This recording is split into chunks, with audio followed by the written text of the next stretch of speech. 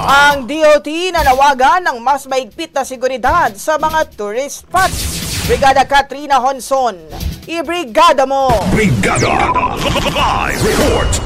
Matapos ang pagpatay sa isang babaeng turis mula Slovakia sa Boracay, nag-request ang Department of Tourism sa Department of the Interior and Local Government ng agarang hakbang upang mapabuti ang seguridad sa mga kilalang destinasyong panturista. Ayon sa DOT, patuloy nilang binibigyang halaga ang kaligtasan ng mga biyahero at sinisiguro nila ang pagsasagawa ng mga hakbang upang mapanatili ang seguridad at integridad ng Boracay bilang isang nangungunang destinasyon sa bansa.